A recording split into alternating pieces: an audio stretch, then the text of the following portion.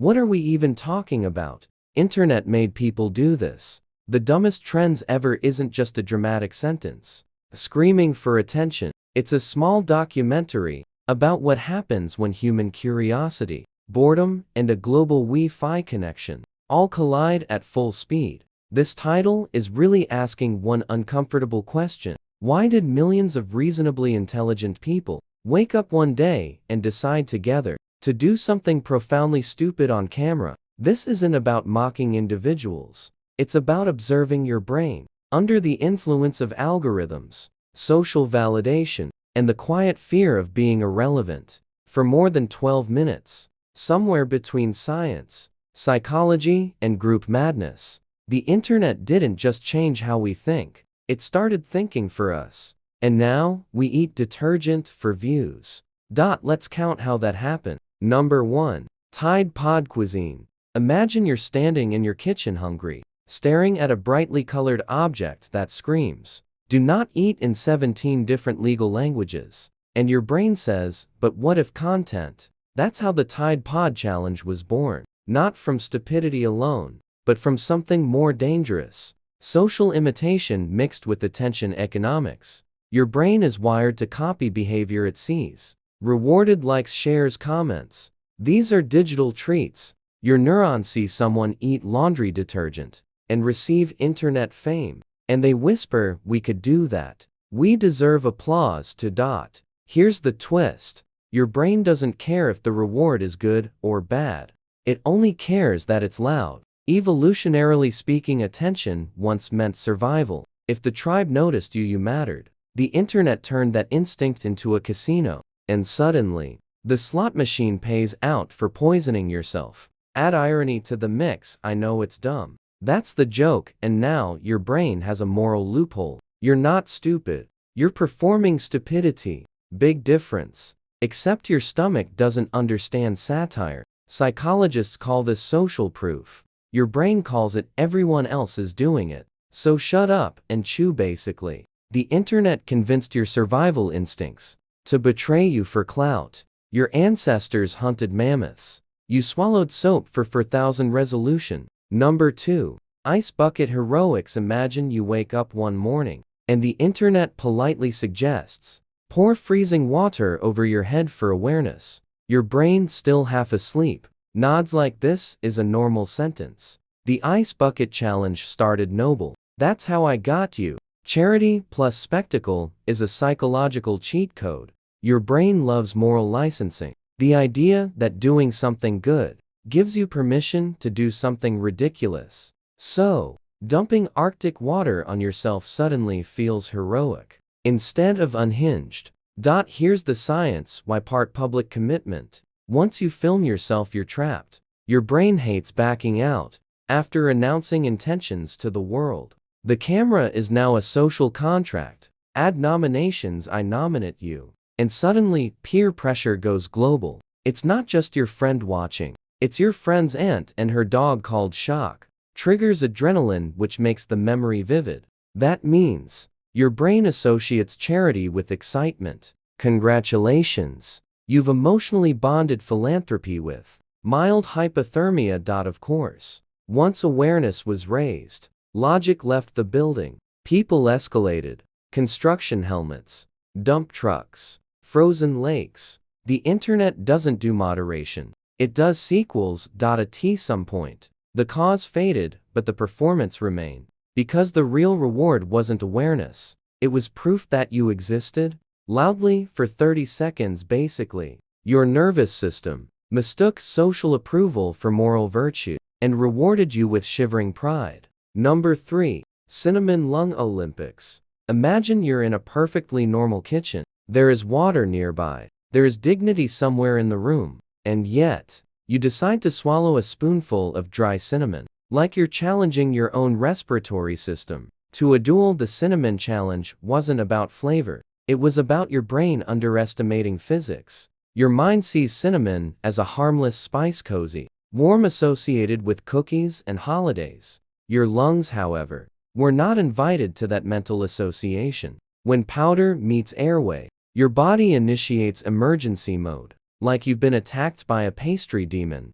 Here's why the internet loved it. Delayed consequences. For 2 seconds nothing happens. Your brain thinks nailed it. Then your throat closes, your eyes water, and your dignity exits through your nose in a cloud of regret. That delay is crucial. It gives your confidence just enough time to peak before collapsing psychologically. This taps into overconfidence bias. You've seen 10 people fail, but you are different. You're built different. Your saliva production is elite. Your lungs are champions. They are not. And let's talk about laughter. Watching someone cough uncontrollably triggers social amusement because your brain recognizes non-lethal danger. It's the same reason slapstick works. The internet just turned it into a competitive sport. Basically, your brain said, "It's just spice," your lungs screamed betrayal, and the internet applauded like proud parents. Number 4. Planking like furniture. Imagine walking through a city park and spotting a fully grown adult lying face down on a handrail, stiff as a forgotten mannequin. No emergency, no explanation, just vibes. Planking went viral because it looked almost like nothing, and that's exactly why your brain loved it. The human mind is obsessed with minimal effort rewards. Do something barely impressive, but frame it as a thing, and suddenly, it feels like participation in culture. No skill, no talent, no risk, just horizontal commitment. Psychologically, planking hit the sweet spot between conformity and rebellion. You weren't breaking rules loudly, you were breaking them politely. Your body said, "I refuse to sit or stand like society demands." Your brain called this identity formation. Finally, a personality that fits on a sidewalk. Social media amplified it through absurd repetition. The first plank is mildly funny. The 100th plank becomes ritual. When behavior is repeated without explanation, your brain assumes meaning. Surely this matters. Surely there's a reason there wasn't. But your neurons didn't know that. Then escalation arrived. Ledges, rooftops, bridges. Because once attention plateaus, your brain panics. Novelty addiction kicks in. The algorithm stops clapping, and suddenly lying flat on a bench isn't enough.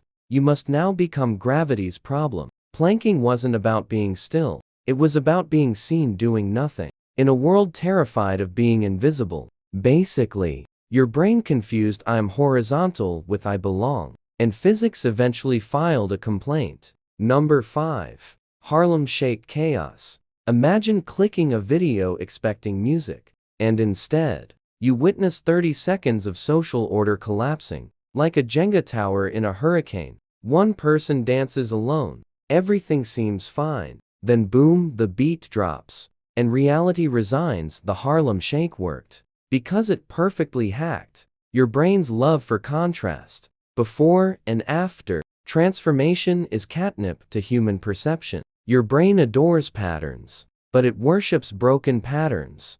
The sudden shift from boredom to madness delivers a dopamine spike, like surprise fireworks in your skull.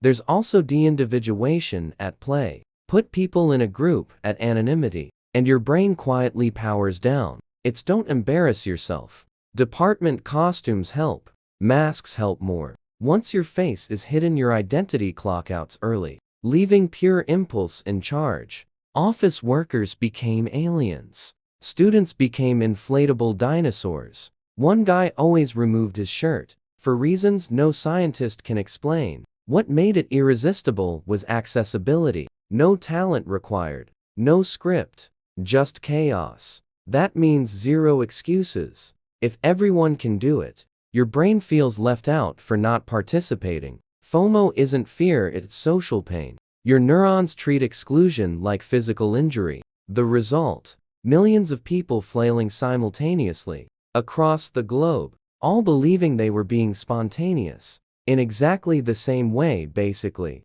Your brain heard bass, lost supervision, and allowed group madness to file as creative expression. Number 6. Fake pranks. Real cringe. Imagine you're scrolling peacefully, when suddenly someone pretends to rob a stranger, fake proposes in public, or accidentally destroys property, all while a camera hides nearby like a nervous raccoon. Your brain hates uncertainty. That's why prank videos exploded. They create controlled threat. For a brief moment, reality seems broken and your nervous system lights up. Adrenaline flows. Attention locks in. Then reveal safety returns. Your brain rewards this emotional roller coaster with dopamine for surviving nothing. But here's the darker psychology: empathy fatigue. When pranks are repeated endlessly, your brain slowly stops caring about the victim's discomfort. Instead, it starts identifying with the prankster, the one in control. Power feels good, views feel better, and because algorithms reward escalation, harmless jokes mutated into social terrorism, fake kidnappings, fake cheating, fake emergencies. Your brain learns fast. Mild pranks don't trend. Emotional trauma does. What's fascinating is how the prankster often insists it's just a joke. That's moral disengagement. Your brain rewrites the rules so you don't feel guilt while ruining someone's afternoon. For content, comedy becomes a shield. If people are laughing, you must be innocent, right? Meanwhile, your nervous system mistakes online applause for social approval, even as real humans recoil in confusion. Basically, the internet trained your brain to confuse cruelty with charisma and hit record before thinking. Number 7. NPC Human Mode. Imagine walking down the street and encountering a person who responds to life like a broken video game character. You say hello, they say yes, yes, yes, ice cream so good, and make a coin collecting sound with their mouth. The NPC trend worked because it turned human interaction into predictable loops. Your brain loves scripts. Real social situations are exhausting. Too many variables, too much eye contact, too many emotions. But NPC behavior, safe, repetitive, controlled. You press a button, you get a response. Dopamine without intimacy.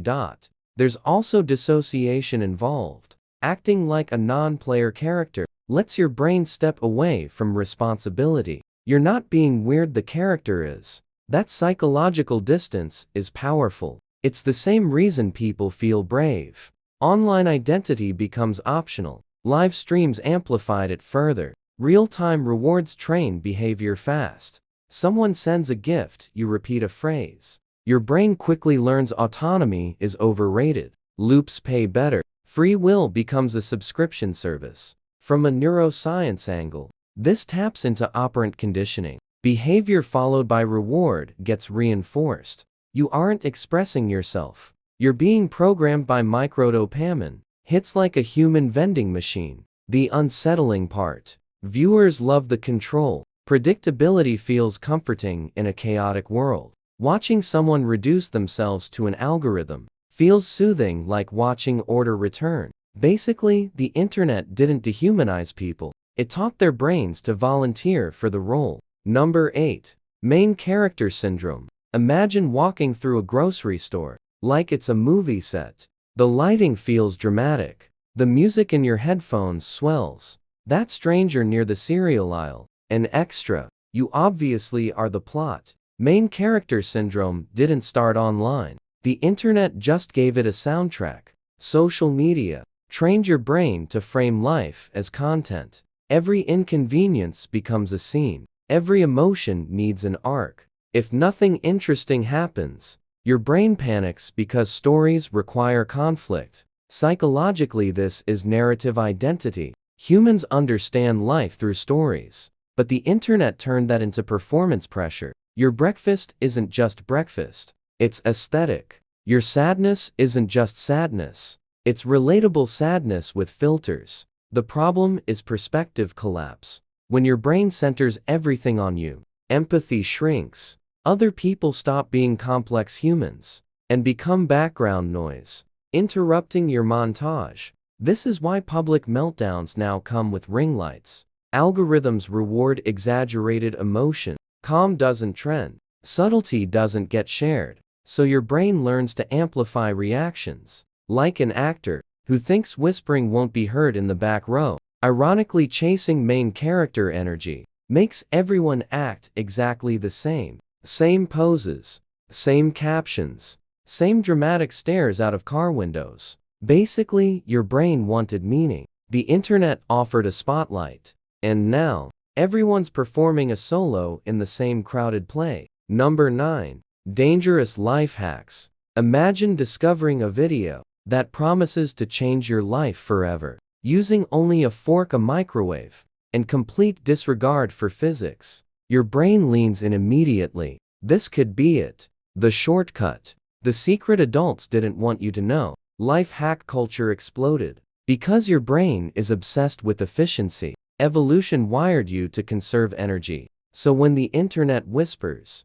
"What if there's an easier way?" your skepticism clock mysteriously breaks. You stop asking, "Is this safe?" and start asking, "Why didn't I think of this first?" Psychologically, this taps into illusion of control. Hacks make you feel smarter than systems. Why follow instructions when you can outsmart them? Manuals feel boring. Rules feel optional. The algorithm rewards confidence, not correctness, so the more reckless the hack, the more authoritative it sounds. Then comes visual proof. Seeing someone successfully pull it off bypasses logic. Your brain trusts eyes more than reason. Never mind that.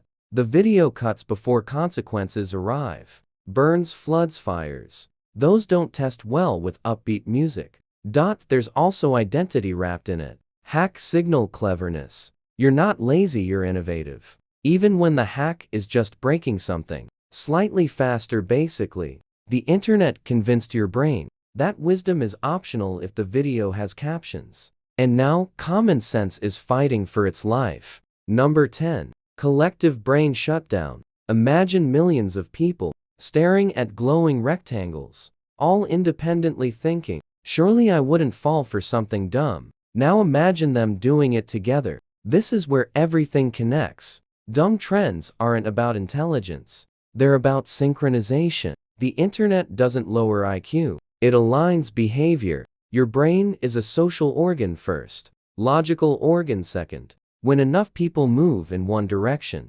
resisting feels like swimming upstream in public. Neuroscientists call this social contagion. Emotions, behaviors, and ideas spread like colds. Add algorithms that amplify extremes, and suddenly, the weirdest behavior feels normal. Silence feels suspicious. Not participating feels like missing a meeting you didn't know you were invited to. The scariest part: awareness doesn't protect you. Knowing a trend is dumb doesn't stop your brain from wanting in. Irony is participation in a trench coat. Even mocking a trend feeds it. Attention is fuel, and the internet burns it indiscriminately. Eventually trends burn out. The dopamine fades. Everyone pretends they were never involved. The videos remain digital, fossils of collective lapses in judgment. Basically, the internet didn't make people stupid. It made stupidity efficient, coordinated, and monetized. That's all for today. I will be making similar videos in the future. Please subscribe to see them.